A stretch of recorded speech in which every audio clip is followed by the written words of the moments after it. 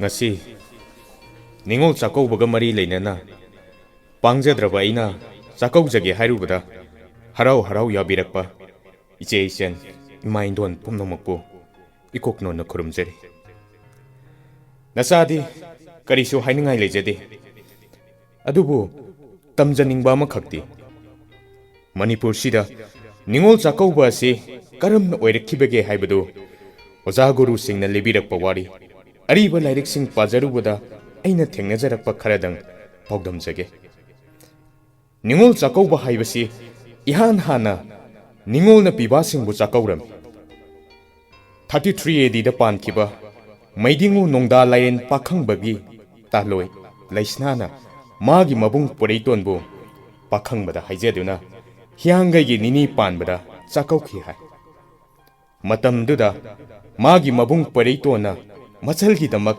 chakhau phausi machal de khudol tang ki su hai chakhau gi mahau kawba ngamdaduna khangleida chahau hunba hoki hai laisna gi mabung poreiton gi maming logduna chakhau poreiton haina ngasi phawba khangnari madugi matungdagi yumnak sagai on khrabi machal mache singna mabung mopa singbu chakau bagi machoi mache gi da chatkadra machal gi da chatkadra haibagi nungai taba kaya amorom sulaki asum tawdana Christap ta lising amaga chanipan yangkhai dagina marphu ga taruk phawba pan kiba Maharaja Maidingo Chandrakriti na hiangai gi nini panba yumsa khaise numita mahaki amatta yaujabi mache tampha wangam lonbu ningol chakauki numit asidagi hauduna kanglei asida ningol chakauba haidena nungsiraba thorum masina mama mapa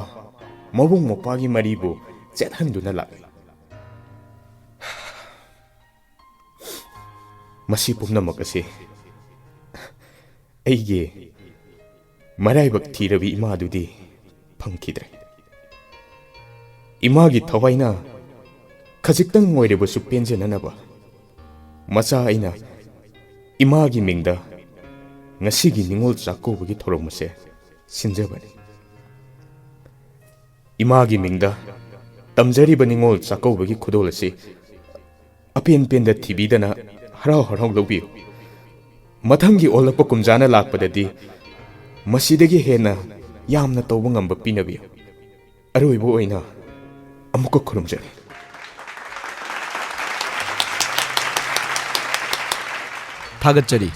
Thagachari Yamasana Thoi. Ngasigi tanglaba mikub, mamal yano mikub asigi manungchana. Yamasana Thoi ni isagi thamoi de lebiram bawarol khara. Lengbirali ba khudingmak ki mafamla thambiram basigi damak thagachaba phongdoksari.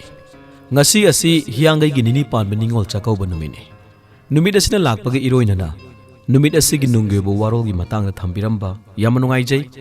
Loidana sahi khudingi leptana laikhidrabi Yamasana Thoi gi apokpi ima Sobita. Miyamna thoibi hairage hena khangna biriba ima asigi mingda lamdam masda leiriba maraibak thiribi ningol sigi mafamda kachaba ningol chakau jabagi thoram asisu matang asida loisanjari haina thamjari lengbiraliba khudingmakpu amukka hana thagachaba phongdokjari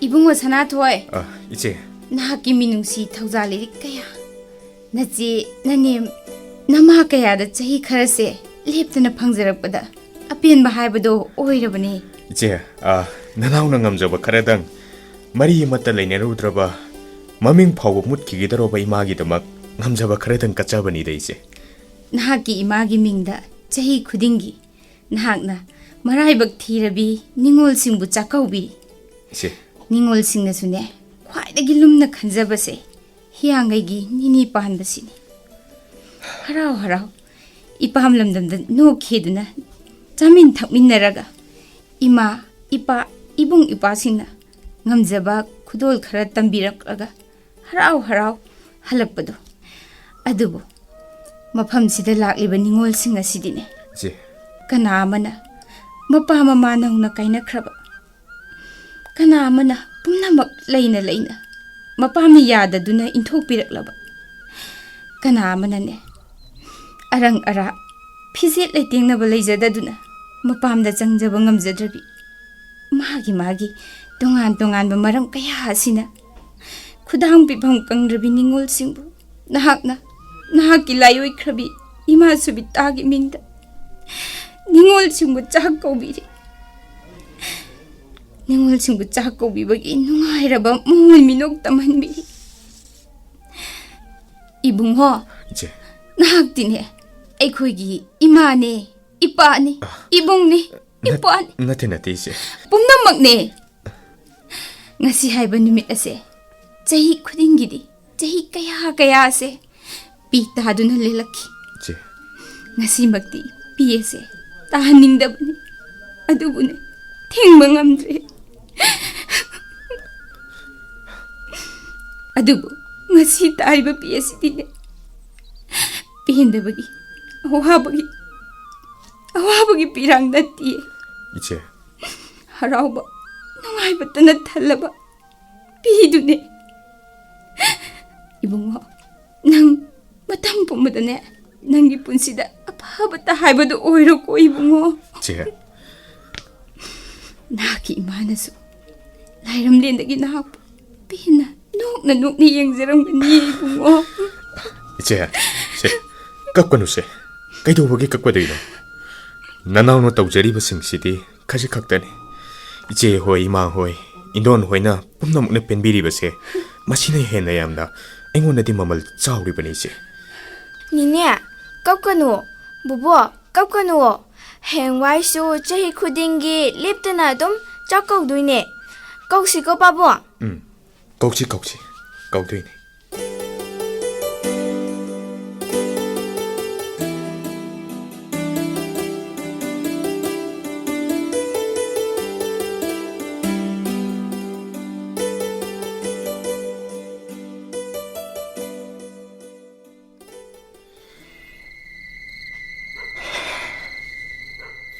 이마, 나학나 힝링의 마땀다디 어복나 낭부 인톡러버니 하이다나 짜까우바 야우바 파워 펑키디 나시디 이마 나학나 이부 복비람바다기 이마 아마나 아이부 어복 욕비래 아르부 이마 나학디 나사아이기 펌다기 아숨 망키버금 떠오래 나사아기 분시다기 마미 삼락레니 이마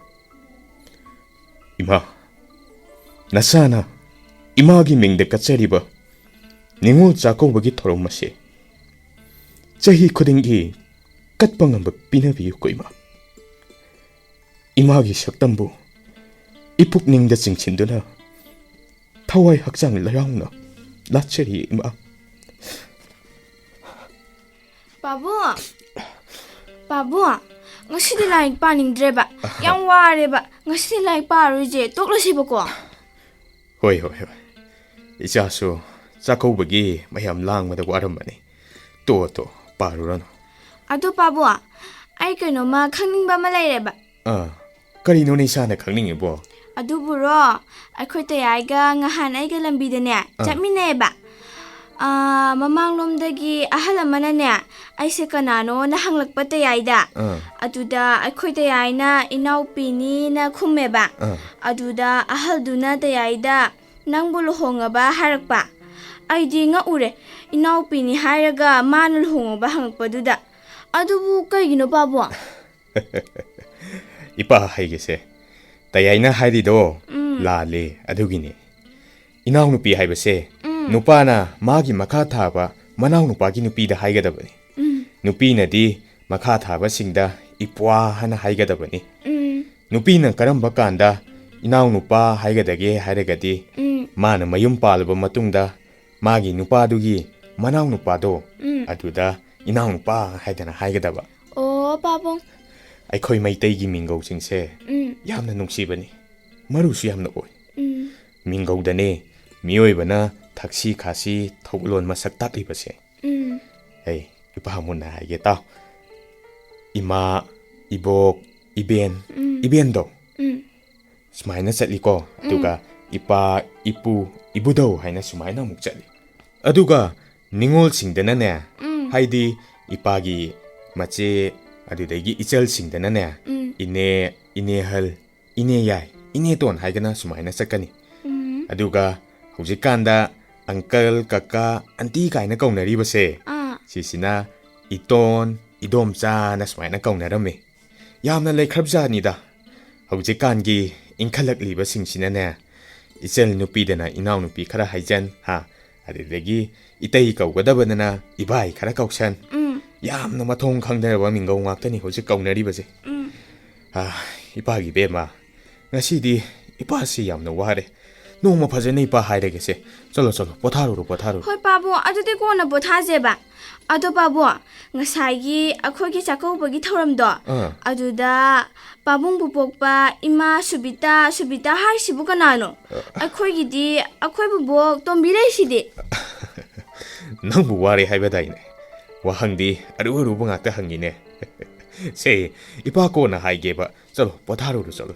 ꯑꯁ ꯌꯥꯔꯣꯏ ꯑꯩ ꯌꯥꯝ ꯈꯪꯅꯤꯡꯉꯦꯕ ngасagi bubok subita panbada pabung yamna kappi mayam su loin kappi kaigino adumta khangninge ba hayo base phare isana khangningnabani nane ipa haidagase bubok subita haibado ipa bu hek pokpiramba nangi bubok ne ipa gi pupudo aduduna ipa da lebiramba wari ne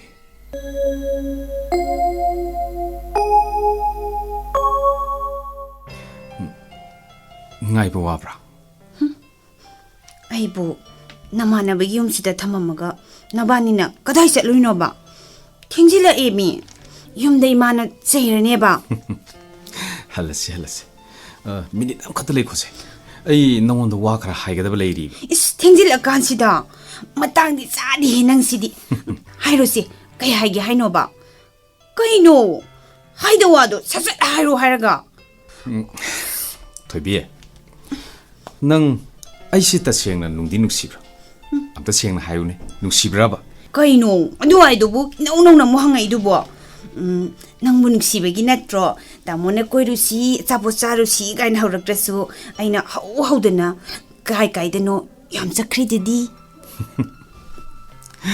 thoibi madumaktana ngasidi nangse aigi natana kanamtagi oibi yararo ma nahan makhaidi nangi oidriba ibaningi nuksi marise yaukrabani aidine nangnaga ngausinadana ne aibu hundoktunaga thambiramadiba aidi noyumda laaga ne siradawni haisini hayidine nang aidi siradawni ko mina siradawni haisini kori nuri masiba masidi tahoi khangde chorol parol palon hek lola natte aidi siradoini ko nangnabu inaktagi lapna chatkraba yengo nangdi aigi thawainina aisuna tung adum minarakladawni tamo adudi yam nungaini ye aina hayeng sibeda tawo su inaradi as yam nungaini bo asile baktuda ekhoini khudka samnaraga sattoiba lairei bakta as honeymoon ka chatpa yarani as yam nungaini bo aidi tamo yam nungaini ko dudi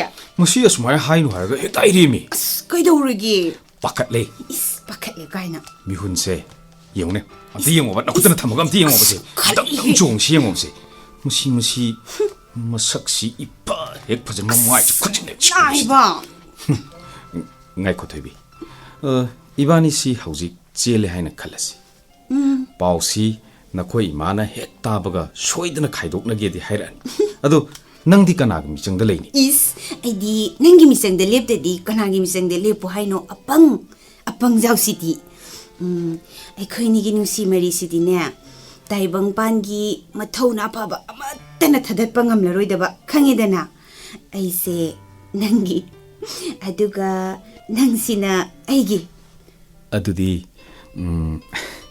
ꯉꯁꯤꯁꯤ ꯏꯕꯥꯅꯤ ꯆꯦꯜꯂꯁꯤꯀꯣ E ꯀꯩꯅꯣ ꯍꯧꯖꯤꯛ ꯆꯦꯜꯂꯁꯦꯕ ꯑꯁ ꯌꯥꯔꯣꯏꯍꯦ ꯉꯁꯤꯃꯛ ꯆꯦꯟꯕꯗꯤ ꯊꯧꯃꯟꯗ꯭ꯔꯣ ꯀꯩꯒꯤꯅꯣ ꯌꯨꯝꯗ ꯂꯥꯏꯅꯤꯡ ꯊꯧꯒ ꯈꯣꯏꯔꯝꯗꯅ ꯌꯥꯏꯐ ꯊꯧꯖꯥꯜꯒꯁꯨ ꯑꯃꯠꯇ ꯅꯤꯔꯛꯇ꯭ꯔꯤ ꯉꯥꯏ ꯉꯝꯁꯤ ꯉꯝꯗꯦꯕ ꯌꯦꯡꯉꯣ ꯊꯣꯏꯕꯤ ꯉꯁꯤꯁꯤ ꯏꯕꯥꯅꯤ ꯆꯦꯟꯁꯤ ꯌꯥꯗ꯭ꯔꯕ ꯃꯄꯣꯛꯁꯤꯃꯒꯤ ꯏꯕꯥꯅꯤ ꯊꯨꯡꯅꯕꯒꯤ ꯋꯥꯗꯤꯅꯦ ꯈꯜꯂꯨꯔꯅꯨ ꯑꯗꯨꯝ ꯀꯥꯏꯅꯔꯗꯕꯅꯤ ꯀꯃꯥꯏꯅꯅꯣ ꯅꯈꯣꯏ ꯏꯃꯥꯅ ꯅꯪꯕు ꯉꯁꯤ ꯍꯌꯦꯡꯁꯤꯗꯅꯦ ꯗꯣꯛꯇꯔ ꯑꯃꯗ ꯅꯝꯗꯨꯅ ꯆꯦꯜꯍꯟꯅꯕ ꯊꯧꯔꯥꯡ ꯄꯨꯝꯅꯃꯛ ꯂꯣꯏꯈ꯭ꯔꯕꯅꯤ ꯏꯟꯗꯣꯝꯆꯥ ꯄꯥꯛꯄꯤꯅ ꯍꯥꯏꯔꯛꯄꯗꯒꯤ ꯈꯪꯕꯅꯤ ꯊꯣꯏꯕꯤ ꯅꯪꯒꯤꯗꯃꯛ ꯄꯨꯟꯁꯤꯁꯦ ꯀꯠꯊꯣꯛꯇꯨꯅ ꯂꯥꯛꯂꯤ ngasisu kathokli karigumba इमाना नंगीदमक सिल्लिबा पोरमदुना नंगिसु पामजाबा याइफाबा ओइगने हाइना खल्ला आई नंगबु युम फावबा थिनके तमो अइदि लाइरे थोइबी नखोइ इमाना पामबा मिसकसु नत्ते अदुगिसु मथक्ता नंगी याइफाबना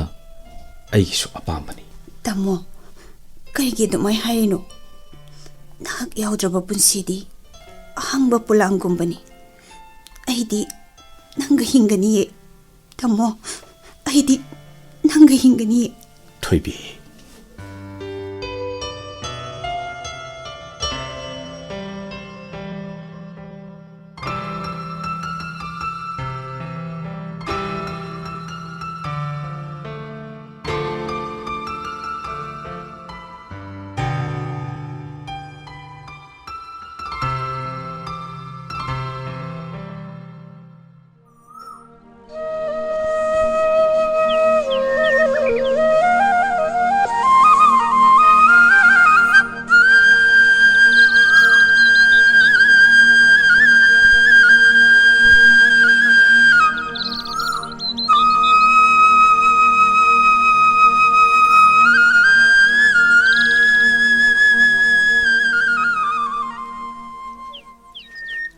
करिनो ममा नंगना नंगी सियनग्रब नचा नुपी असिबु लुहोंब ngamni ngamoi haidana ngang sakliबसिबो नंगसी ओदोनसु मिनुंगसी लेतेदा ngasai nupa mayunggi haidokpa lamba ahalamanसिंग दुदसु नंगना तथि तथिंगांगदना हेक तानथोकी ओ अइना ने वा खरा हाइबदा सखिदो याम फरबनी अदु मी दुई काइरो मोइद्रो करिगी इकाइबे काइदबनो अइना माबु इना करा खुटखबा मतमसिगी ममिंग लेखरबा तौकिदा ngamba डाक्टर अमदा थाजेबिगे नकुत्ता हाम चाजरुरो हाइदना वालु सिनरुरे अदुगसु नचान पि छहेनबिदुना मागी लाइरस चुतनबा नुपादुना हेलेना साच्चे दोखिबदगी आइबु इमानबा मयामगी ममांगी इकाइ पिरो खुमलिबा नत्रो मा लुहोंबदि लाइरना मा युमसिदने चुकचक चंगहलोय आइ चुकचक चंगहलोय हारिसिनि खंगबरा अपपत्ता खंतदनने असाओ हाइबसिना mama पुन्सिदा मांगजब नत्तना करिमत पुरक्तबनी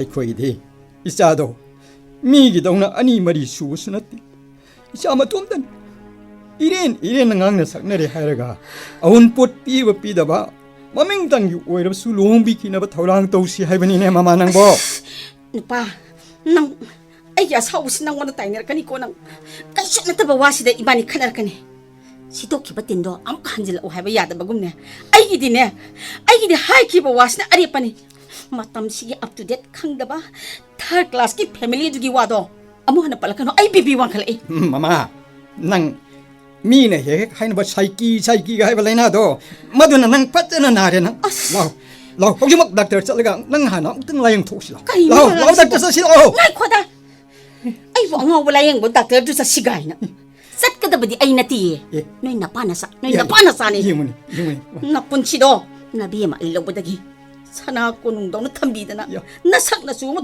koi na tro yimuni moi pa bungi hor phom da ni sang biyo मसी यमुने मागी मसिलसी मै कापी दगी सुहेना यांग या हबनी पोरो yang gira yang ora ai khoi di make up ni make up nupa thok ta nupa nang wangang na dana ne kai sakana banati नुपी की खदांग मखा the लेब नुपादी मतम पुनमक्ता सोpai cab नंगी हाइबदो अहाक थक्ता तारबा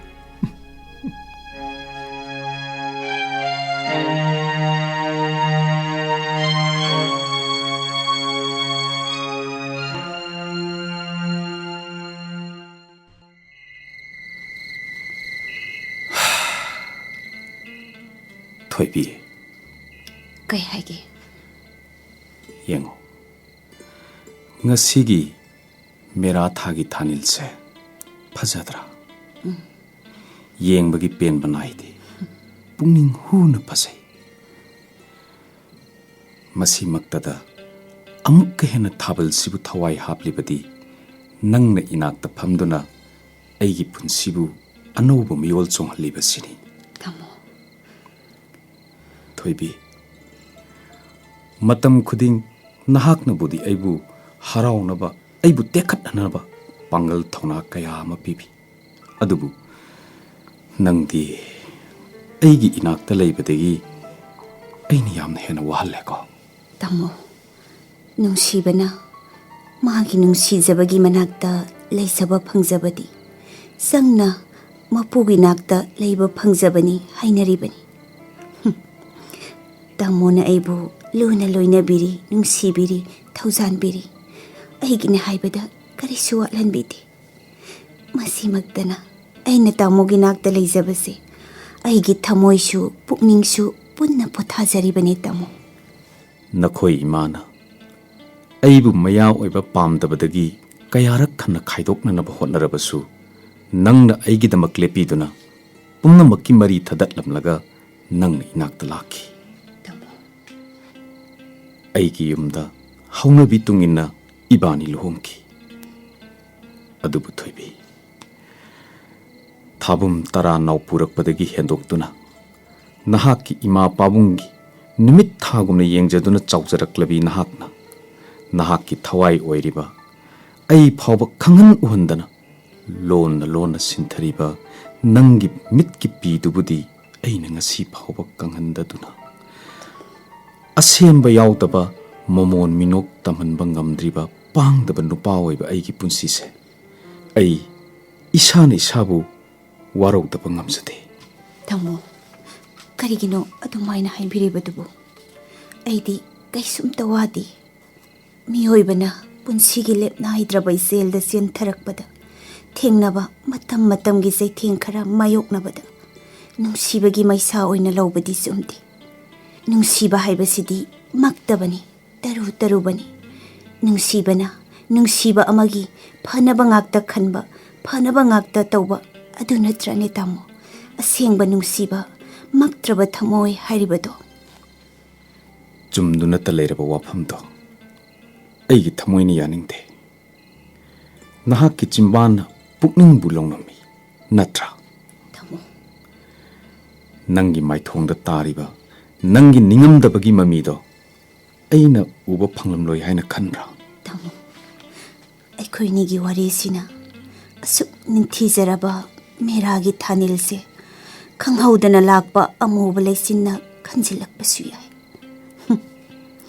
ꯀꯔꯤꯒꯨꯝꯕ ꯑꯃꯝꯕ ꯊꯥꯅꯤꯜꯗꯨꯅ ꯅꯪꯒ ꯑꯩꯒꯒꯤ ꯅꯨꯡꯁꯤꯕ ꯁꯛꯇꯝꯁꯦ ꯎꯕ ꯐꯪꯅꯔꯛꯇ꯭ꯔꯕꯁꯨ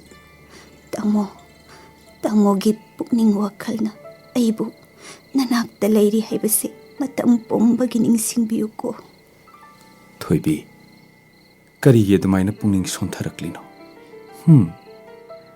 ꯑꯩꯅ ꯂꯦꯞꯂꯤꯕꯁꯦ ꯅꯪꯒꯤꯗꯃꯛꯇꯅꯤ ꯍꯥꯏꯔꯦꯗꯅ ꯅꯪꯅ ꯆꯠꯄ ꯃꯐꯝꯗ ꯅꯪꯅ ꯂꯩꯕ ꯃꯐꯝꯗ ꯑꯩꯁꯨ ꯆꯠꯀꯅꯤ ꯂꯩꯒꯅꯤ ꯅꯪꯗꯤ ꯑꯩꯒꯤ ꯊꯋꯥꯏꯅꯤ ꯊꯋꯥꯏꯒꯤ ꯄꯨꯟꯐꯝꯗꯤ ꯃꯐꯝ ꯑꯃꯈꯛꯇ ꯅꯠꯇ꯭ꯔꯥ ꯌꯦꯡꯉꯣ ꯊꯣꯏꯕꯤ ꯃꯇꯝ ꯈꯔꯗꯤ ꯋꯥꯔꯕꯁꯨ ꯋꯥꯅ ꯑꯋꯥꯕ ꯋꯥꯈꯜ ꯈꯟꯗꯅꯕ ꯍꯣꯠꯅꯧ ꯏꯕꯥꯅꯤꯅ ꯍꯤꯡꯒꯗꯧꯔꯤꯕꯁꯦ ꯅꯪꯒꯤ ꯄꯤꯕꯨꯛꯅꯨꯡꯗ ꯅꯥꯎꯄꯨꯔꯤꯕ ꯏꯆꯥꯗꯨꯒꯤ ꯋꯥꯈꯜꯗꯅꯤ ꯌꯦꯡꯉꯣ ꯊꯣꯏꯕꯤ ꯍꯌꯦꯡ ꯃꯥꯅ ꯐꯔꯒꯅꯦ ꯏꯕꯥꯅꯤꯁꯨ ꯐꯗꯧꯔꯤꯅꯤ ꯅꯨꯄꯥ ꯑꯣꯏꯔꯣ ꯅꯨꯄꯤ ꯑꯣꯏꯔꯣ ꯍꯌꯦꯡ ꯑꯩꯈꯣꯏꯗꯧꯅ ꯃꯌꯨꯝ ꯃꯀꯩ ꯄꯥꯟꯕ ꯃꯇꯝꯗ ꯃꯥꯒꯤ ꯑꯄꯥꯝꯕꯗꯣ ꯑꯗꯨꯗ ꯃꯅꯤꯡ ꯇꯝꯅ ꯄꯥꯝꯖꯅꯅꯦ ꯃꯥ ꯂꯨꯍꯣꯡꯕꯤꯈꯤꯁꯤꯀꯣ ꯑꯗꯨ ꯇꯥꯃꯣ ꯑꯩꯗꯤ ꯍꯧꯖꯤꯛꯃꯛ ꯅꯆꯥꯁꯦ ꯏꯇꯝꯕꯥꯛꯁꯤꯗ ꯄꯝꯗꯨꯅꯕꯨ ꯁꯥꯟꯅꯅꯤꯡꯂꯛꯑꯦꯕ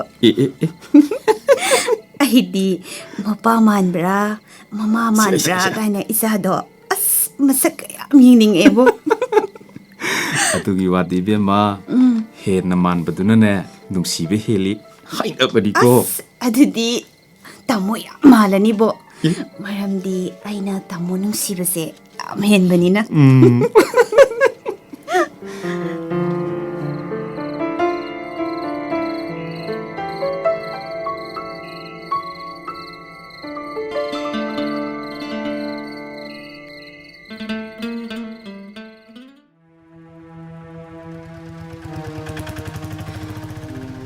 이베마 타도이 아이기 상곰도 카라 투나 삐라오 하이 너희 레이카이세 마이 짜나다바 미얌 레이 아이 카라 투나 싹하게 하이 까나드로 나는 하이도 하 까이노 하이에디야 아이부 살로 오 이베마 마이 사나데 까이나 칼리도 아이나 아무까 해나 나삭도 원세 나닝드레 ꯍꯌꯦꯡꯈꯩꯗꯤꯅꯦ ꯑꯩꯅ ꯂꯥꯛꯀꯗꯕ ꯂꯝꯕꯤꯗ ꯂꯩꯔꯝꯒꯅꯨ 하하요 람자오 람비시보 난 각다기로 하 세 라잉악기 이까이 강다비 마이 타비야 나 싸복토가 루홍가니수 강다비시디 ꯀꯔꯤ ꯃꯗꯨ ꯅꯪꯒꯤ ꯅꯊꯧ ꯀꯩ ꯂꯩꯒꯦ ꯍꯥ ꯂꯥꯏꯔꯕ ꯅꯣꯏꯒꯅꯦ ꯅꯛꯅꯅꯤꯡꯗꯕꯒꯤ ꯑꯩꯅ ꯏꯟꯊꯣꯛꯀꯦ ꯌꯥꯎꯅ ꯏꯟꯊꯣꯛꯏꯕ ꯈꯪꯉꯕ꯭ꯔꯥ ꯅꯆꯥ ꯄꯣꯛꯊꯣꯛꯂꯒ ꯁꯦꯟꯊꯣꯛ ꯂꯩꯕ ꯃꯤ ꯑꯃ ꯑꯣꯏꯅꯕ ꯁꯦꯝꯕꯁꯨ ꯉꯝꯗꯕ ꯍꯩ ꯅꯃꯥꯏꯗꯨ ꯑꯣꯟꯁꯤꯜꯂꯛꯀꯅꯨ ꯌꯦꯡꯅꯤꯡꯗꯦ 까리야 아싸롱 밤비야 수드는 농아이바 밤비 아헨바 밤비 비모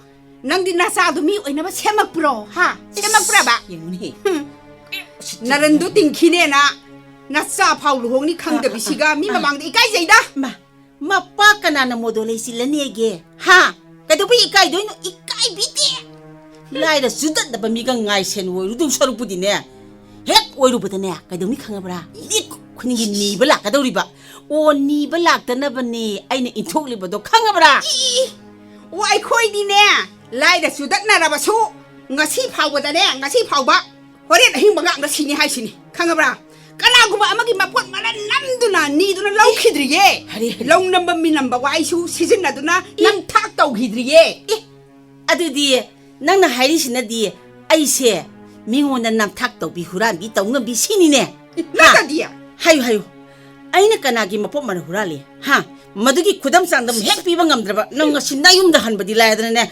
ꯃꯐꯝꯁꯤꯗ ꯅꯪ ꯂꯤꯛꯂꯥ ꯆꯥꯍꯟꯒꯦ ꯈꯪꯉꯤꯅ 이마이피마 기자레다 얌 기자이고 우보다 탁탁탁탁 니이고 하이 사이엔 빌린다 위비마 낭나 뽀빠나 싸누피도 밤자대 얌 투나 라우라우 마부 이마우니 가이나네 탐바 이까이제 꼬미 마망다 하이 진티비 이까이제 하이 진티비 짝키노 아이코 짝키노 라오 락전 하이라마가 미 우시따나 짝키노네세 마시 뿌나막세 마마 마빠나 하이비 인데비 락게 마이비드나 톨리바 ngaktene바세 럭컬로이 쑥럭 럭컬로이 아이네네 핵 시디 파고 마 이문도 공원다 할로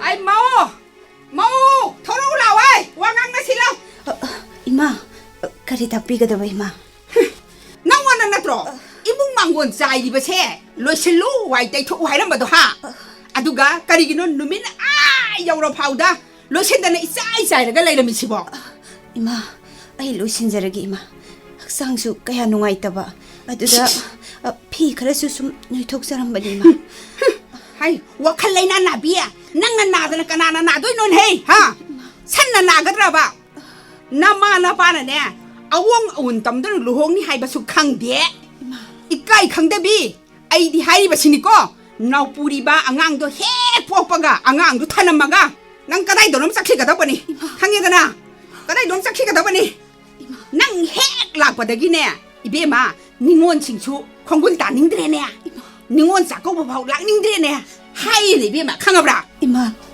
아이나 그리 란크라바기 이마 낭부 ngahak leide wantare ngahak leide ungchinna dun hek leirami nama ibe maduna masa anaba se mayum panjakri se harauge di haidradana masai sida ibe ma aikoi su isa ma yama ma bo ibane thabak su loi surai na sinara nugo yengningde aina halakpadane thabak mayam do loi salamugo loi salamdradine nang kai dogi ngwaina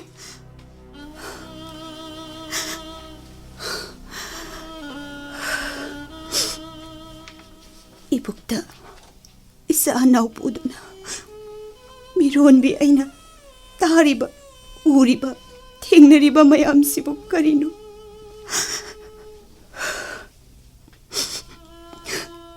닝올로이비 아이기 본시시보 공셋 까이라비 마복 오나라비 하이바두라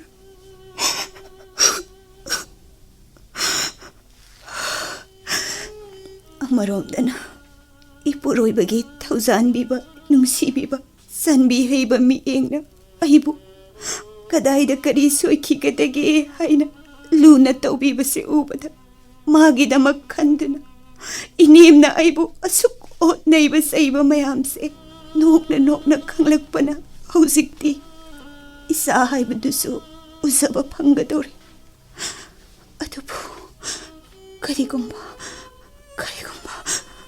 ꯑꯩꯅ ꯐꯪꯖꯒꯗꯧꯔꯤꯕ ꯏꯆꯥꯁꯤꯅ ꯇꯥꯏꯕꯪꯗ ꯐꯥꯎꯔꯛꯄꯗ ꯅꯨꯡꯁꯤ ꯍꯩꯇ꯭ꯔꯕ ꯏꯅꯦꯝꯅ ꯑꯩꯕꯨ ꯏꯃꯥ ꯏꯆꯥ ꯀꯥꯏꯅꯍꯜꯂꯕꯗꯤ ꯀꯝꯗꯧꯕ?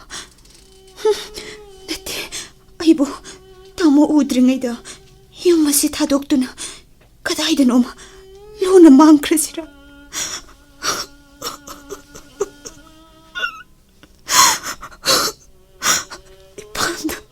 ꯏꯄꯥꯝꯗ ꯆꯠꯂꯕꯁꯨ ꯏꯃꯥꯅ ꯑꯩꯕꯨ ꯆꯪꯍꯟꯕꯤꯔꯣ.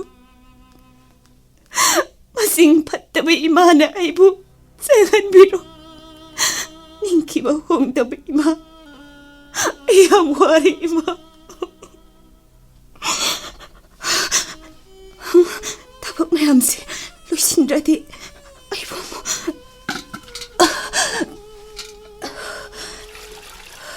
ꯍꯣꯏ, ꯀꯩꯅꯣ ꯅꯪ ꯇꯧꯏꯗꯨꯅ? ꯅꯠꯇꯦꯅꯦ, ꯅꯪꯕꯨ ꯅꯁꯥꯗꯣ ꯅꯨꯡꯉꯥꯏꯇꯦ ꯍꯥꯏꯍꯧꯗꯥꯏꯕ. ꯀꯔꯤꯅꯣ ꯅꯪꯅ ꯇꯧꯔꯝꯃꯤꯁꯤꯕꯣ? ꯑꯁ, ꯅꯃꯤꯠ ꯅꯃꯥꯏ ꯄꯥꯡꯒꯗꯕ ꯍꯩꯇ ꯉꯥꯏꯔꯕ ꯅꯪꯁꯤꯅ ꯅꯁꯥ ꯂꯨꯝꯂꯀꯥꯟꯁꯤꯗ ꯄꯤꯔꯣꯛꯁꯦ, ꯑꯩꯉꯣꯟꯗ ꯄꯤꯔꯣꯛ. ꯃꯆꯤꯛ ꯄꯤꯔꯣ ꯍꯥꯏꯔꯒ ꯃꯁꯤꯗꯤ ꯌꯥꯅꯤ ꯒꯥꯏꯅ. ꯂꯣꯏꯗꯣꯔꯦ. ꯌꯥꯔꯦ ꯊꯕꯛ ꯑꯃꯐꯥꯎ ꯁꯨꯝ ꯇꯧꯗꯅ ꯂꯩꯕꯗꯣ ꯅꯨꯡꯉꯥꯏꯇꯦꯅ ꯄꯣꯊꯥ ꯁꯨꯝ ꯇꯧꯔꯝꯕꯅꯤ. ꯀꯩꯁꯨ ꯋꯥꯗꯤꯌꯦ ꯇꯥꯃꯣ, ꯁꯤ ꯌꯥꯅꯦꯕ. ꯊꯣꯏꯕꯤ, ꯅꯪꯁꯤꯗꯤ ꯂꯝ ꯌꯥꯝ ꯍꯦꯜꯂꯤꯕꯨ. ꯁꯦ, ꯑꯩ ꯏꯁꯤꯡ ꯊꯥꯔꯛꯀꯦꯁꯦ. ꯅꯈꯨꯠꯇ ꯍꯥꯝꯇꯣꯛꯁꯦ. ꯇꯥꯃꯣ, ꯁꯤ ꯐꯖꯅ ꯍꯥꯝꯇꯣꯛ. ꯁꯤ ꯐꯖꯅ ꯁꯦꯡꯅ ꯍꯥꯝꯇꯣꯛꯀꯣ. ꯁꯦ ꯐꯤꯁꯤꯗ ꯂꯩꯁꯦ, ꯇꯩꯊꯣꯛꯁꯦ. ꯑꯩꯅꯗꯤ ꯁꯣꯝꯗ ꯅꯨꯡꯉꯥꯏꯕ ꯄꯥꯎ ꯑꯃ ꯇꯝꯒꯦꯅ ꯂꯥꯛꯏ, ꯑꯗꯨꯒ ꯃꯥꯅ ꯁꯣꯝꯗ. ꯇꯥꯃꯣ, ꯀꯔꯤ ꯄꯥꯎꯅꯣ? ꯅꯁꯥꯗꯣ ꯍꯨꯃꯥꯡꯅꯗꯤ ꯑꯅꯞꯄꯤꯒ ꯀꯥꯡꯉꯦ. ꯁꯦ, ꯐꯦꯟ ꯊꯥꯔꯛꯀꯦ. ꯋꯥꯈꯜ ꯇꯥꯅ ꯑꯝꯇ ꯐꯖꯅ ꯐꯝꯃꯨꯁꯦ ꯁꯤꯗꯩꯁꯤꯗ. ꯌꯥꯅꯦꯕ ꯁꯤ. ꯅꯪꯁꯤꯗꯤ ꯍꯥꯏꯒꯗꯕ ꯋꯥꯗꯣ ꯁꯠ ꯑꯃꯨꯛꯇ ꯍꯥꯏꯔꯛꯑꯣꯕ. ꯁꯨꯝ ꯉꯥꯏꯍꯟꯗꯅ ꯊꯝꯃꯤ. ꯃꯃꯜ ꯌꯥꯝ ꯀꯥꯍꯜꯂꯦꯕ. ꯁꯤ ꯍꯥꯏꯔꯛꯑꯣꯕ. ꯀꯥꯍꯜꯂꯤꯅꯤ ꯀꯩꯅꯣ. ꯅꯪꯅ ꯌꯥꯝꯅ ꯍꯔꯥꯎꯖꯒꯗꯕ ꯑꯇꯥꯡꯕ ꯋꯥꯕꯨ ꯁꯠ ꯍꯥꯏꯕ ꯌꯥꯕ꯭ꯔꯣ? ꯑꯩꯅ ꯌꯥꯝ ꯍꯔꯥꯎꯖꯒꯗꯕ? ꯑꯁ, ꯑꯗꯨꯗꯤ ꯍꯥꯏꯔꯣ ꯇꯥꯃꯣ. ꯑꯃꯨꯛ ꯍꯦꯟꯅ ꯇꯥꯅꯤꯡꯍꯜꯂꯦꯕ. ꯍꯥꯏꯔꯣꯁꯦ. ꯍꯥꯏꯔꯣꯏ. ꯑꯁ, ꯍꯥꯏꯔꯣ ꯍꯥꯏꯕ. ꯑꯁ, ꯍꯥꯏꯔꯛꯑꯣꯕ ꯁꯤ. ꯑꯗꯨꯕꯨꯔꯣ, ꯉꯁꯤꯗꯣ ꯄꯥꯕꯨꯡ ꯊꯦꯡꯅꯩ. ꯑꯩꯗꯤ ꯀꯧꯔꯛꯇꯕꯤꯗ ꯊꯩꯗꯨꯅ ꯆꯠꯈ꯭ꯔꯗ꯭ꯔꯥ ꯍꯥꯏꯅ ꯈꯜꯂꯨꯔꯕꯅꯤ. ꯑꯗꯨꯗꯒꯤꯗꯤ ꯄꯥꯛ ꯂꯩꯁꯜꯂ ꯀꯧꯔꯛꯄꯩ ꯋꯥꯅꯤꯗ. ꯑꯩ ꯀꯌꯥꯝ ꯍꯔꯥꯎꯏ ꯈꯪꯉꯕ ꯄꯥꯕꯨꯡꯅ ꯀꯧꯔꯛꯄꯗꯨꯗ. ꯇꯥꯃꯣ, ꯑꯗꯨꯗꯤ ꯀꯩ ꯍꯥꯏꯔꯛꯏꯅꯣ? ꯅꯠꯇꯦ, ꯇꯥꯃꯣꯗ ꯊꯤꯅ ꯑꯃꯨꯛ ꯉꯥꯡꯉꯛꯄ꯭ꯔꯣ? ꯅꯠꯇꯦ, ꯌꯦꯡꯒꯦ, ꯅꯉꯣꯟꯗ ꯐꯨꯔꯛꯄ꯭ꯔꯕ? ꯑꯁ, ꯑꯃꯠꯇ ꯅꯠꯇꯦꯕ. ꯅꯪꯁꯤꯗꯤ ꯄꯥꯈꯠ ꯆꯥꯎꯏꯍꯦ. ꯃꯤꯅ ꯀꯩꯝꯇ ꯅꯠꯇꯦ ꯍꯥꯏꯔꯒ. ꯑꯗꯨ ꯀꯩ ꯍꯥꯏꯔꯛꯏꯅꯣ? ꯌꯦꯡꯉꯣ, ꯂꯥꯛꯀꯗꯧꯔꯤꯕ ꯍꯤꯌꯥꯡꯒꯩꯒꯤ ꯅꯤꯉꯣꯜ ꯆꯥꯛꯀꯧꯕꯅ ꯂꯥꯛꯄꯁꯤꯗꯅꯦ, ꯅꯪꯕꯨ ꯆꯥꯛꯀꯧꯕꯤꯒꯅꯤ, ꯂꯥꯛꯇꯕ ꯌꯥꯔꯣꯏꯅ ꯍꯥꯏꯔꯛꯏ. ꯅꯪꯅꯦ ꯍꯟꯗꯛꯇꯤ ꯃꯇꯥꯡ ꯌꯥꯝ ꯆꯥꯔꯦ. ꯊꯥ 9 ꯐꯥꯔꯛꯄꯒꯤ ꯆꯥꯛꯀꯧꯕꯗꯨꯁꯨꯅꯦ ꯁꯤꯗ ꯁꯛꯅꯍꯧꯕ ꯌꯥꯔꯅꯤ. ꯍꯟꯗꯛꯀꯤ ꯆꯥꯛꯀꯧꯕꯁꯦ ꯅꯪ ꯆꯠꯇꯕ ꯌꯥꯗꯕꯅꯤꯀꯣ. ꯑꯩ ꯆꯠꯂꯣꯏꯗ ꯇꯥꯃꯣ. ꯀꯩꯒꯤꯅꯣ? ꯂꯧꯈꯠꯄꯁꯨ ꯅꯠꯇꯦ, ꯃꯗꯣ ꯆꯠꯅꯕꯤꯒꯤ ꯋꯥꯡꯃꯗꯅꯤ. ꯑꯩ ꯆꯠꯂꯣꯏꯗ ꯇꯥꯃꯣ. ꯆꯠꯅꯕ ꯆꯠꯅꯗꯕ ꯍꯧꯖꯤꯛꯀꯤ ꯃꯇꯝꯗꯕꯨ ꯀꯔꯤ ꯂꯩꯔꯤꯒꯦ? ꯄꯨꯝꯅꯃꯛꯁꯤꯡ ꯑꯁꯦ ꯃꯤꯅ ꯁꯦꯝꯕ ꯉꯥꯛꯇꯅꯤ. ꯄꯥꯕꯨꯡꯅꯗꯤ ꯅꯍꯥꯛꯄꯨ ꯂꯨꯅ ꯇꯧꯕꯤꯔꯤ. ꯃꯔꯛꯇ ꯑꯩꯈꯣꯏꯒꯤ ꯑꯋꯥꯠ ꯑꯄꯥ ꯑꯗꯨꯝ ꯌꯦꯡꯁꯤꯟꯕꯤꯔꯤꯗꯅ. ꯃꯁꯤꯗ ꯅꯪꯅ ꯆꯍꯤ ꯑꯃꯒꯤ ꯃꯅꯨꯡꯗ ꯑꯃꯨꯛꯇꯪ ꯇꯥꯡꯅ ꯂꯥꯛꯄ ꯍꯤꯌꯥꯡꯒꯩꯒꯤ ꯅꯤꯅꯤ ꯄꯥꯟꯕꯗ ꯄꯥꯡꯊꯣꯛꯏꯕ ꯅꯤꯉꯣꯜ ꯆꯥꯛꯀꯧꯕꯕꯨ ꯀꯔꯤꯒꯤ ꯆꯠꯂꯣꯏꯗꯣꯔꯤꯕꯅꯣ? ꯅꯠꯇꯦꯅꯦ, ꯅꯪꯒꯤꯁꯤ ꯅꯍꯥꯛꯀꯤꯗꯃꯛ ꯑꯩꯅ ꯑꯍꯦꯟꯕ ꯑꯅꯧ ꯑꯄꯦꯠꯀꯤ ꯅꯐꯤ ꯅꯔꯣꯜ ꯁꯅꯥ ꯂꯤꯛ ꯀꯣꯜ ꯊꯣꯟꯕꯤꯗꯦꯅ ꯅꯪ ꯑꯩꯕꯨ ꯋꯥꯔꯧꯗꯅ ꯆꯠꯂꯣꯏ ꯍꯥꯏꯔꯤꯔꯕ? ꯅꯠꯇꯦ ꯇꯥꯃꯣ. ꯇꯥꯃꯣꯅ ꯑꯩꯕꯨ ꯑꯁꯨꯛ ꯅꯨꯡꯁꯤꯕꯤꯔꯤꯕꯁꯤꯗꯤ ꯑꯩꯒꯤ ꯅꯤꯡꯕ ꯊꯨꯡꯗꯕ ꯀꯔꯤꯁꯨ ꯂꯩꯇꯦ ꯇꯥꯃꯣ. ꯑꯗꯨꯒ ꯀꯔꯤꯒꯤ ꯆꯠꯂꯣꯏ ꯍꯥꯏꯔꯤꯕ? ꯇꯥꯃꯣ, ꯅꯍꯥꯛꯁꯦ ꯅꯤꯡꯉꯣꯜ ꯑꯣꯏꯕꯤ ꯑꯩꯒꯤꯗꯤ ꯇꯥꯏꯕꯪ ꯁꯦꯝꯕ ꯃꯄꯨꯒ ꯄꯥꯡꯈꯛꯅꯤ. ꯑꯗꯨꯕꯨ ꯇꯥꯃꯣ, ꯑꯩ ꯆꯠꯂꯣꯏꯗ. ꯑꯩꯕꯨ ꯍꯥꯏꯕ ꯏꯟꯗꯦꯅ ꯋꯥꯔꯧꯕꯤꯒꯅꯨ. ꯑꯩ ꯆꯠꯆꯕ ꯉꯝꯃꯣꯏ. ꯊꯣꯏꯕꯤ, ꯇꯥꯏꯕꯪ ꯐꯥꯎꯕ ꯐꯥꯎꯗ꯭ꯔꯤꯕ ꯑꯉꯥꯡ ꯑꯁꯤꯕꯨ ꯎꯅꯤꯡꯕꯅ ꯂꯥꯡꯇꯛꯅꯔꯤꯕ, ꯉꯥꯎꯔꯤꯕ, ꯅꯨꯡꯁꯤꯔꯤꯕ ꯁꯨꯃꯥꯏꯅꯅꯦ ꯃꯈꯣꯏꯅꯁꯨ ꯅꯪꯕꯨ ꯅꯨꯡꯁꯤꯔꯤꯕꯅꯤ. ꯌꯦꯡꯉꯣ, ꯑꯩꯅꯁꯨ ꯄꯥꯕꯨꯡꯅ ꯀꯟꯅ ꯇꯛꯁꯤꯜꯂꯛꯄꯗꯨꯗ ꯂꯥꯛꯍꯟꯒꯦꯅ ꯍꯥꯏꯗꯣꯛꯈ꯭ꯔꯕꯅꯤ. ꯑꯗꯨꯅ ꯅꯪ ꯍꯟꯗꯛꯀꯤ ꯅꯤꯉꯣꯜ ꯆꯥꯛꯀꯧꯕꯁꯦ ꯆꯠꯇ ꯌꯥꯗꯕꯅꯤ. ꯑꯩꯅ ꯅꯪꯅ ꯄꯨꯒꯗꯕ ꯄꯣꯠꯆꯩꯁꯤꯡꯗꯣ ꯀꯔꯤ ꯀꯔꯤꯅꯣꯅ ꯑꯩ ꯂꯤꯁ ꯑꯝꯇ ꯁꯦꯝꯃꯨꯈꯤꯒꯦꯀꯣ ꯏꯃꯨꯡꯗ. ꯅꯪ ꯆꯪꯉꯛꯅꯕ ꯇꯧꯔꯣꯀꯣ.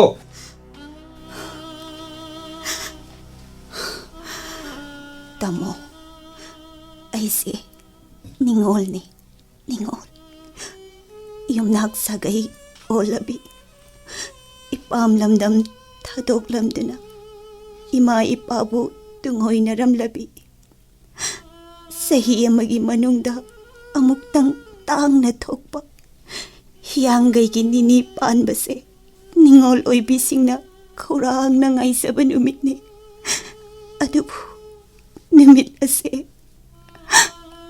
ꯑꯩꯒꯤ ꯃꯤꯠꯌꯦꯡꯒꯤ ꯋꯥꯡꯃꯗ ꯊꯩꯈ꯭ꯔꯁꯅꯨ ꯇꯥꯃꯣ ꯑꯩ ꯅꯤꯡꯉꯣꯜ ꯆꯥꯛꯀꯧꯕ ꯀꯔꯤꯒꯤ ꯆꯠꯅꯤꯡꯂꯣꯏꯗꯣꯔꯤꯕꯅꯣ ꯇꯥꯃꯣ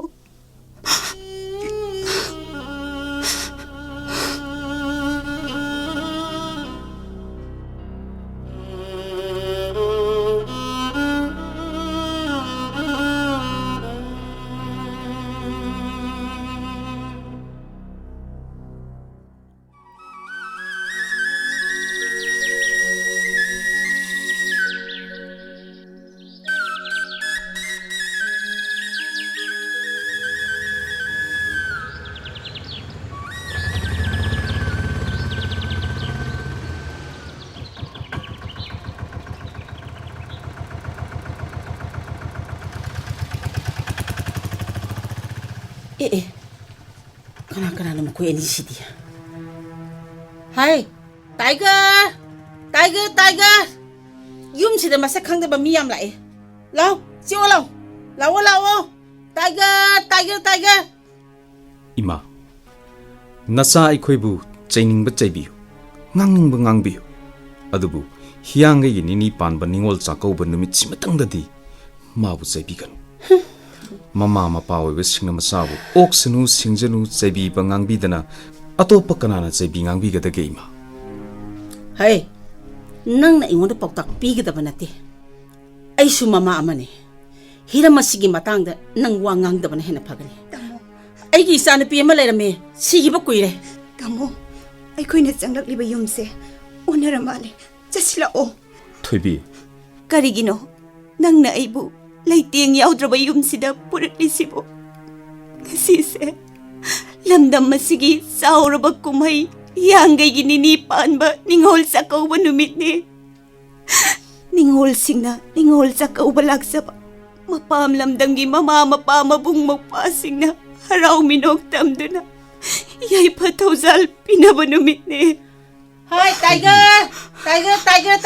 Tiger nang bulaw ni sida Ima Marol thoktraba huisi phawbada ai lakpada mamitse uisinduna mapi ira sinjana aibu okli aduga imana nabuk thokina sa aibu uraga atek panung samba yadabaga pankha koiduna nasa aibu ikaiba hanna piri ima nahangse taibang pansida nupi oibagi mapokta poklabi mama amani ko ima Masipuna makse nang nasana thon ba natro ha nang bu yum sida kanana kauge ba chanabi ki matung inna nang bu imung sida lokhat khaba ba pabung na kaubani ima na changhan ningdrabasu pabung dangdi unaraga hanjarake pabung bu amukta kokthokpiyo ima sila otamo imung sida ne noi bu sak kaur ma mi do chathok khare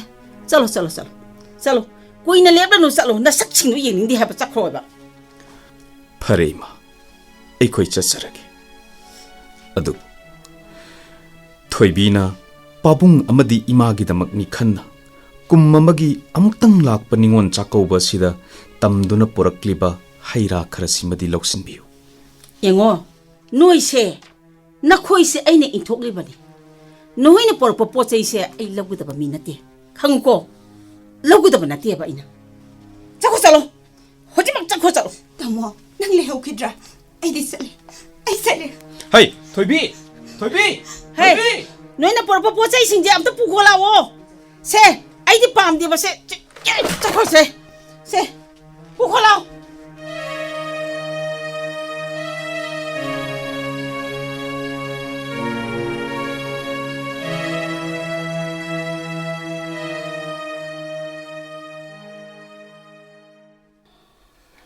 Sakauba numit asi phawba mina sikna saina ngamde he kai thelse nga si su phajare ꯑꯩꯅ ꯍꯦꯛ ꯄꯥꯝꯖꯕ ꯍꯥꯏꯕꯗꯨ ꯊꯣꯛꯑꯦ ꯃꯁꯤꯗ ꯐꯪꯅꯅꯕ ꯍꯣꯠꯅꯕꯗ ꯑꯌꯨꯛ ꯆꯨꯞꯄꯁꯤ ꯃꯇꯝ ꯃꯥꯡꯉꯝꯅꯤꯅꯁꯦ ꯑꯩ ꯃꯃꯥ ꯑꯩ ꯅꯆꯥꯅꯨꯄꯤꯗꯣ ꯌꯧꯁꯤꯜꯂꯛꯄꯅ ꯍꯥꯜꯂꯅꯤ ꯑꯩ ꯉꯥꯁꯦ ꯑꯃꯨꯛꯇ ꯁꯦꯝꯗꯣꯔꯛꯀꯦ ꯀꯔꯤꯅꯣ ꯆꯥꯛꯈꯨꯝꯒꯤ ꯊꯧꯔꯥꯡꯁꯤꯡꯗꯣ ꯃꯔꯣꯏ ꯃꯄꯥꯡ ꯑꯃ ꯏꯟꯁꯥꯡ ꯅꯥꯄꯤꯁꯤꯡꯗꯣ ꯅꯪ ꯑꯃꯨꯛꯇ ꯂꯣꯏꯁꯤꯜꯂꯛꯎ ꯅꯆꯥꯅꯨꯄꯤ ꯌꯧꯁꯤꯜꯂꯛꯄꯅ ꯍꯥꯜꯂꯅꯤ ꯀꯨꯏꯔꯦ 이빠 이자 뿐나 싹 싸민나다봐 아두가네 탕도 송도 파이토로 하이 거리노 솜도 싸이리라 미승진아 Moy pabong. Nasaan pido? Lakrami, satkre. 거리야 이자니 비불 안 먹었어 그래 거리노 능 알지고 Ningon chako bagi pijon chelaga. Asa tak maya mama puraga. Kiru. Ningon chako balak jaramani. Nasaan pido? 어딜까 들어 Mama ina tantok kre. 거리 하이바 자꾸 울락지를 시하는 피부 능력단 도피 그래 하이바 마마 능시 누피니까 마파이나 뭘 자꾸 우기 빠우질 피두나 자꾸 울락지는 미사 누피두고 낭남이 능수야마트 야우들은 단 도피 그래와 마마 아마 오이나 아너 타보이 픽바 맘잡은 나야 방리 할머기도 먹다 나북 토끼나 짜먹고 아주 미능시 야우드나 난 독비기와 아마 능 한덕기 맛보고 시다니 나 짜누삐 각당 모여봐 수업하게 맛복 고딩들이 낭나 짜가우보 방나와 해보자 Moy pabong, kanino ay binibado mo? Ay sumamani, mama. Isa nung siba kang mamamani. Moy pabong din natro. Nupa mayong imi maya mamalaglaga. Masa Dr. Dubuy ikay ba nangalihay doon at tina nga ang kibamayam do. Nga si Pawa ay itamoy na kay niye. Yang moy pabong. Nang ginayano pa do di senjo tokte. No paso tokte. Migi Dr. Dudi. Kaya ada mabu pam dyan na taurong kraba. Laman po namag na hay na singnada na waloy na pa to. Nang ginasan pido na kali-kali siya tokri ba na tro. Hoksitik ka rin sare. Ha? Manemibi maduna so tina tawi hay ba do. Ay siya tayo. Migi Dr. Dudi di. Nong magi apa bagi pau na matang. May pabong. Ay si yap na sa orang pambagi wanate. Nasaan pinakoy buusilam da ba to? Adugi niya inawari siya. Inasay siya. 파자또 낭세 마마네 나미따나 수 우버 방가다우라비네 낭디나 짜도 사오리바니 아이단 ጳ옥싱세 까리마따 따라모이 강아모이 마사누삐도 낭나 티나 낭 이비에 모두는 수옷비나 이비 마실마나우 파워 낭 나마따 싹나 삼나한다나 레렉바도 마두기 폴로이나 와클라이나 나나두나 마치가 뚜민뚜민나 쌉쌉리피야 Ay sawo. 마륵마륵 다수 강프레 강이야 아둘로이나 막또 나야 누빠두나 농시나 닥터다 부비든 라이행 비드나 파라바 아두가 목적이 뛰네 마마 오이가 도라비 낭나 마복 오이가 도라비 나브라 Ay napenda bagi pangangang jarabaso. Itamoy sidati. Isagi na matam kuding magtakaplimani. Ay ni sabo. Tengkang kayarak mimang tok na. Sopa ikay ba kaya nang hanbikre. Ngangoy da ba hayoy da ba kaya suhay bikre. Ningon tsakaw ba kudingi ima. Ay sut ningon tsakaw ba lang ningi na yam na hajay. Ato mo. Ay yasaw na isagi nung sibaw ay singdo ay takidi. May pamo. Isa na pido. ꯂꯧꯈꯠꯄꯤꯔꯁꯤꯕ ꯃꯃꯥ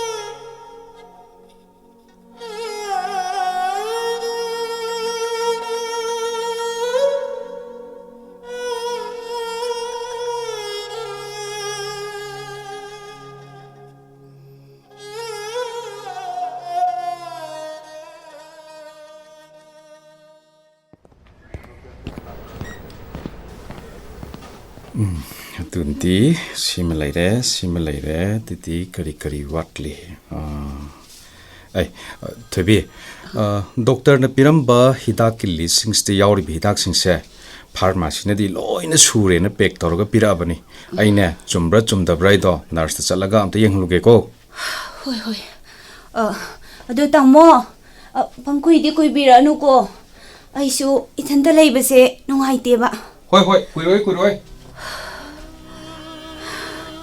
ꯏꯃꯥ ꯅꯍꯥꯛꯄꯨ ꯅꯆꯥꯁꯦ ꯅꯨꯡꯁꯤꯕ ꯑꯃꯠꯇ ꯐꯥꯎꯗ꯭ꯔꯕꯣ ꯏꯃꯥ ꯅꯆꯥꯕꯨ ꯀꯔꯤꯃꯠꯇ ꯎꯅꯤꯡꯗ꯭ꯔꯕꯣ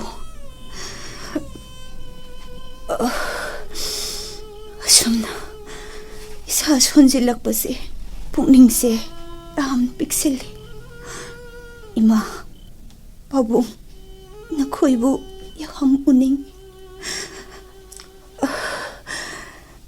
ꯏꯃꯥ ꯏꯄꯥ ꯏꯆꯤꯜ ꯏꯅꯥꯎ ꯃꯌꯥꯝ ꯂꯩꯔꯕꯁꯨ ꯑꯩꯗꯤ ꯀꯅꯥꯁꯨ ꯂꯩꯇꯕꯒꯨꯝ ꯍꯣꯁꯄꯤꯇꯥꯜꯒꯤ ꯀꯥ ꯃꯆꯥ ꯑꯁꯤꯗ ꯏꯊꯟꯇ ꯏꯃꯥ ꯑꯩ 이마부 야무닝이 이마부 야무닝이 이마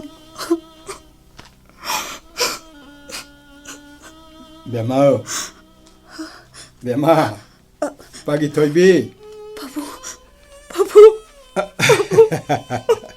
kari kapiu no isa sidi kap palai sidi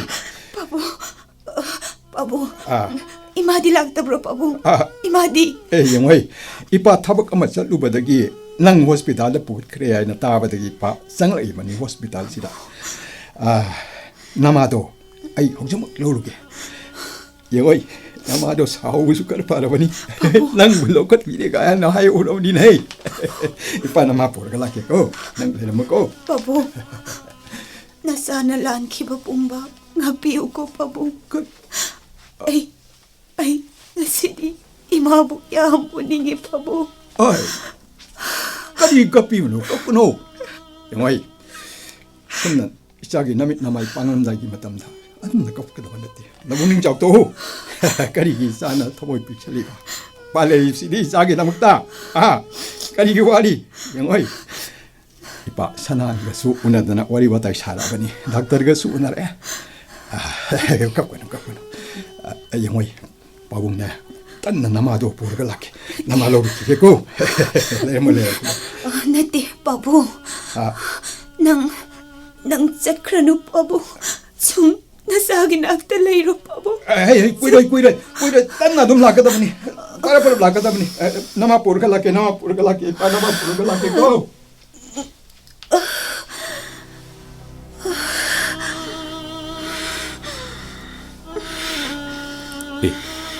빠봉디 이마 라우로니 하이드나 zat크리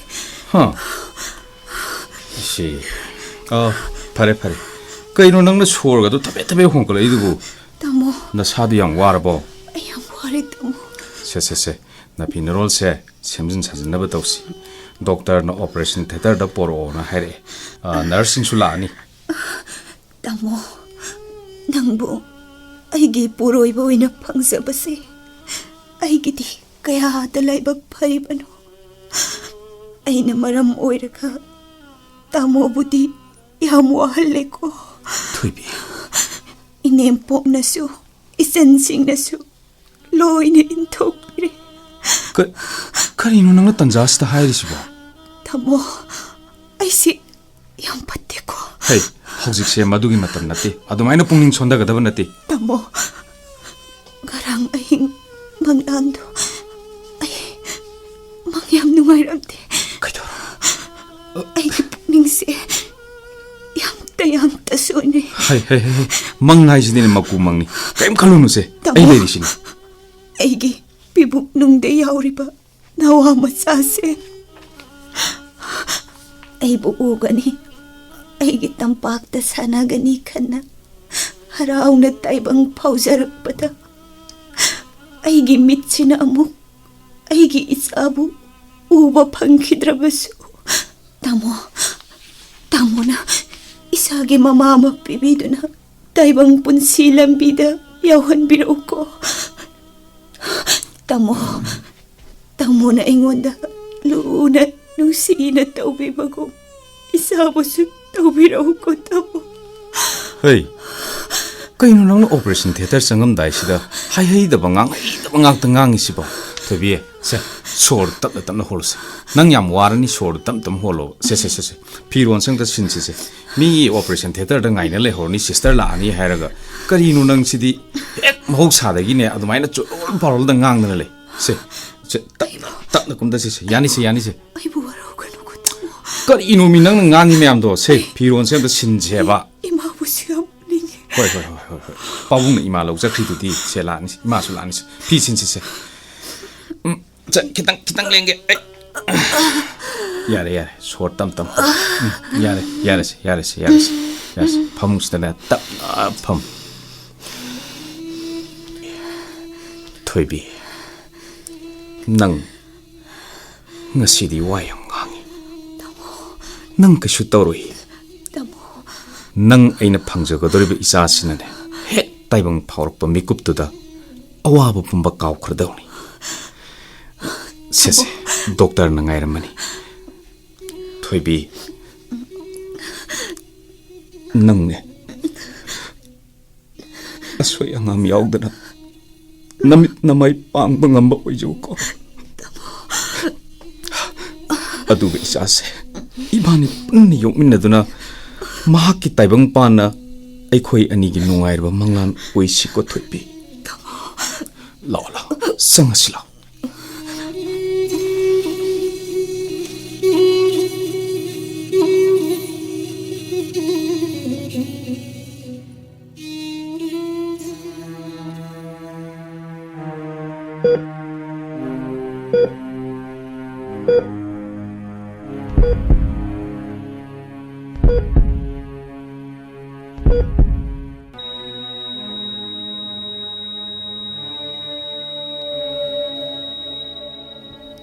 ꯁꯅꯥꯍꯜ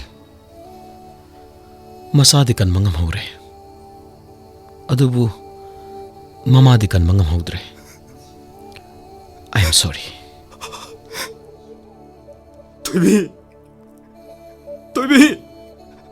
ꯀꯩꯅꯣ ꯅꯪ ꯇꯧꯔꯤꯁꯦ ꯍꯥ ꯀꯔꯤꯅꯣ ꯍꯥꯏꯕꯅꯤ ꯅꯪꯅ ꯇꯧꯔꯤꯁꯤꯕꯣ ꯅꯆꯥꯁꯤꯕꯨ ꯅꯪꯅ ꯍꯨꯟꯇꯣꯛꯑꯝꯃꯒ ꯀꯗꯥꯏꯗꯅꯣ ꯅꯪꯅ ꯆꯠꯂꯤꯁꯤꯕꯣ ꯊꯣꯏꯕꯤ ꯅꯠꯇꯦ ꯅꯪ ꯆꯠꯈꯤꯕ ꯌꯥꯔꯣꯏ ꯊꯣꯏꯕꯤ ꯅꯪ ꯍꯧꯒꯠꯂꯣ ꯅꯪ ꯍꯧꯒꯠꯂꯣ ꯊꯣꯏꯕꯤ ꯀꯩꯒꯤꯅೋ ꯅꯪꯅ 이부 다독들어 짠크시고 그리기로 토이비 낭가오갓로 빠bun가 이마가수 라에 토이비 낭가오갓로 와기베마 어제 또 이빠이자 와리 사나르블라가 낭내 이빠기 망르 운리바 썩던 마시부 까리노네 이빠기베마 이빠보 망르 따이봉라 봄 강드레네 나빠이는 nama puduna la kanin haramado nama lawki haramado nama puduna la mangda nama ditule wari sanara roi pagi dia magi toibi padato na chaji mukta nang na chabu nungsi ai badaine nang na chabu nungsi drabro na chaji कोई वरुण मतंपुम नमक ओइना कोई बतादो तुने सत क्षमाने नहीं इमागे थोइबी नंग इमा बोवारो ब्रदे Imangi बेमा इमालाए Namit पांगो Imangi Thoibi Namit पांगो से होगलो 이마기 토이비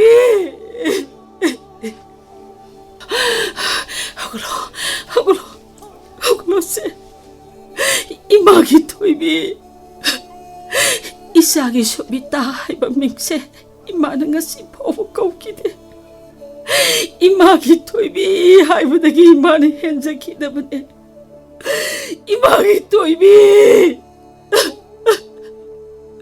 năng imabu warang tu na imabu pun sige oy na tado aga salamra na imagi ma imagi toy bi amok ta di halak ko kay daw rage nang mo imagi toy bi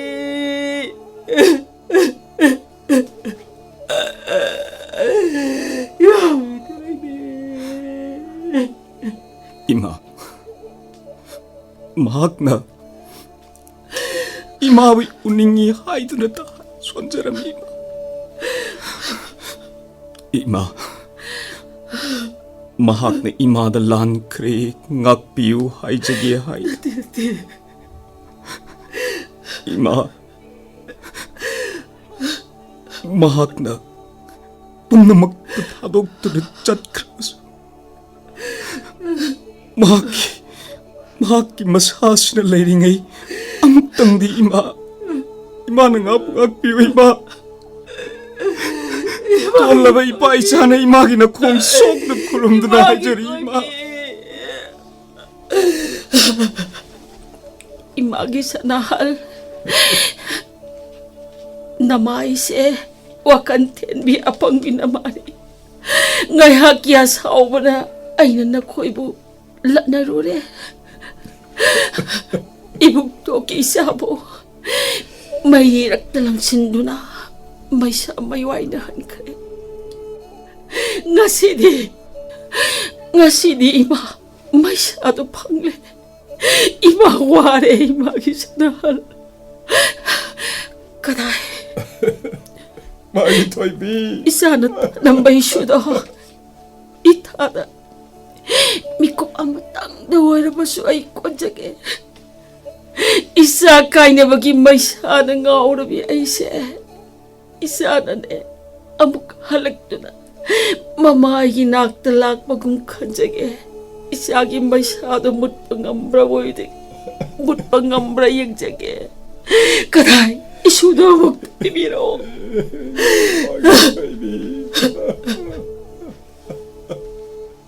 Toybi nang bunga sidi iba nang akpi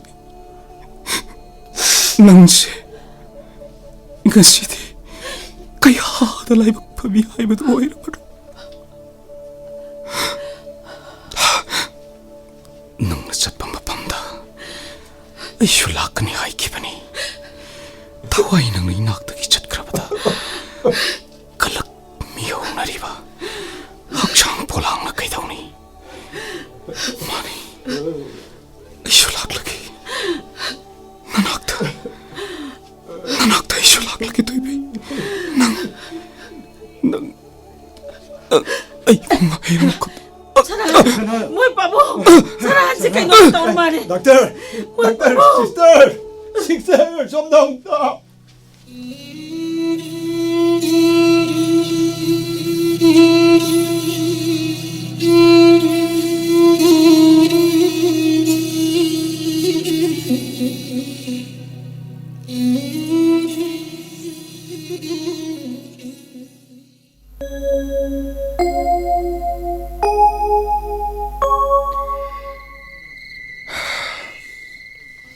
Asumna Aibu taibang pan basida pahan biramaga Nangi bobokti taibang pan basi thadok to na chatkre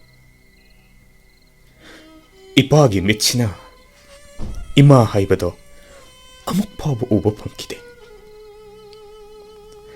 Hojik leiriba nangi bobokse Asisu aigi imane Nangi ibena Aibu yokna nabagi damak Aigi pabungi akon bathiki ba aigi imane Adubo Aibu pokpiramba imado Aiga mari amata samnakhidabado ꯃꯨꯠꯇꯅꯕꯒꯤꯗꯃꯛ ꯕꯨꯕꯣꯛꯀꯤ ꯃꯤꯡꯗ ꯏꯄꯥꯅ ꯅꯤꯉꯣꯜ ꯆꯥꯛꯀꯧꯕꯒꯤ ꯊꯧꯔꯝ ꯑꯁꯦ ꯄꯥꯡꯊꯣꯛꯂꯤꯕꯅꯤꯀꯣ